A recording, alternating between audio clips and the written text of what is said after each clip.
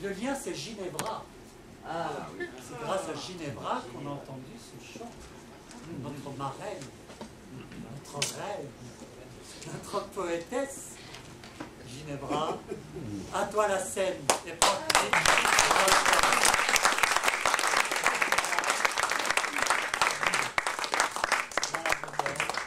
bonsoir.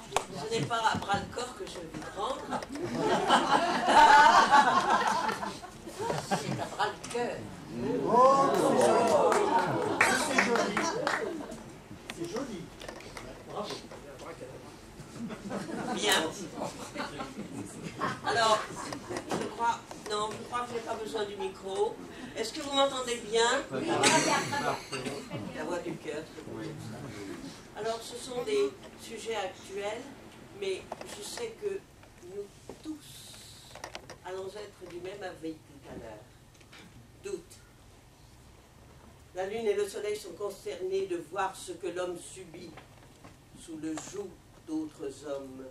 Tout autour de la terre, le vent va gémissant et les nuages crèvent pour laver de leur pluie les larmes et le sang. Doit-on priver son fils pour donner à un autre une part de son pain, une part de son lieu? Et faut-il, pour de l'autre, alimenter le feu prélevé sur son bois et faire subir aux siens la morsure du froid? Si grands sont les besoins tout autour de la terre et la prospérité est si mal répartie, et ils sont si nombreux ceux qu'on dit démunis qu'on se sent désarmé et que l'on désespère d'y pouvoir subvenir. Reviendra-t-il jamais une aube immaculée, exempte de douleurs, de larmes et de cris, un temps de certitude et de fraternité où l'on pourra donner sans réduire trop sa part et chasser l'égoïsme? Qui du ciel ou d'enfer peut changer le partage, redistribuer l'eau, accorder le savoir, donner la main habile, inculquer la sagesse et l'art de partager? La paix est à ce prix. Nous te prions, Seigneur, et vous aussi là-haut, réunissez-vous et décidez pour nous.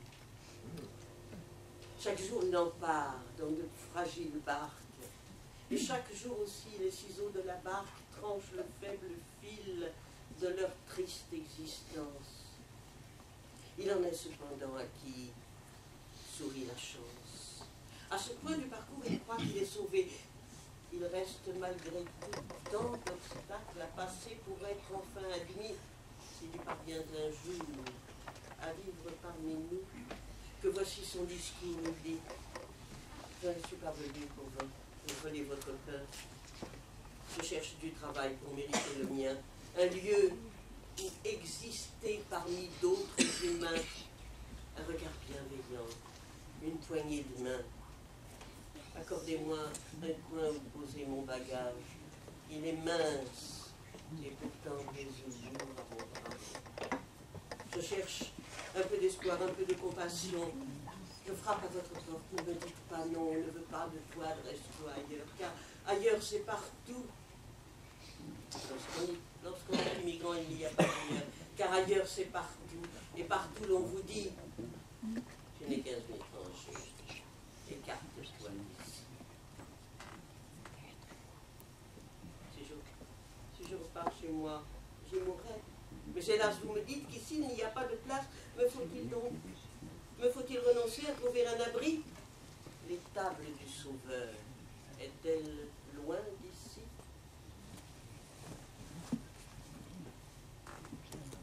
Vous me dites qu'ici il n'y a pas de place.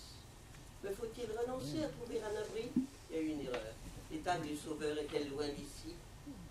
Devant une fiction, ton cœur tremble et s'émeut, mais ton œil reste sec devant le malheureux qui a pensé un jour trouver dans ton pays un regard fraternel, un travail, un abri. Existe-t-il encore quelque part dans le monde une table où l'on met le couvert du passant sans savoir si sa main touchera le heurtoir lorsqu'on sert le repas de midi ou du soir? Et où, au nom de Dieu, jamais on ne demande religion, ta philosophie. Donne-moi ton regard, regarde au fond de moi, et dis-moi si je suis si différent de toi. Je ne suis pas venu pour voler votre faim. Je cherche du travail pour mériter le mien. Et un jour, j'ai assisté à une chose extraordinaire que je compte là. C'était tellement extraordinaire qu'il a fallu que moi-même je m'asseye pour l'écrire tout de suite. L'art de donner. Excusez-moi. L'homme marchait, tête penchée, avec l'espoir de rencontrer peut-être une pièce tombée d'une main maladroite. Il n'osait pas mentir. Plus tard, sans doute, oui, plus tard, mais pas encore. Il pensa, toi là-haut, aide-moi, il est temps, mon ventre me fait mal et il faut que je mange. Mes mâchoires crispées ont besoin de mâcher, je m'en remets à toi. Ne me fais plus attendre. À 5 mètres de lui, l'épicier travaillait à ranger son étal. Et d'un cachot de fruits, une orange tomba, roula sur le trottoir jusqu'au pied du marcheur, prompt à la ramasser. L'épicier, lui aussi, s'était vite penché. Ses doigts se refermant ont rencontré le vide. Lorsqu'il s'est relevé, son regard a croisé le regard du marcheur et vu la main crispée sur le fruit qu'il tendait à son propriétaire. Il a dans le regard et dans la silhouette de l'homme face à lui reconnu le duel qui déchire certains à l'extrême limite entre respect de soi et lutte avec la faim.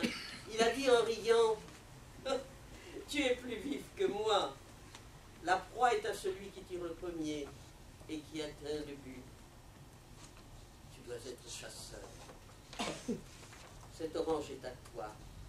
Que les dieux t'accompagnent. » Puis il s'est retourné, a repris son travail, en remerciant le ciel de l'avoir inspiré.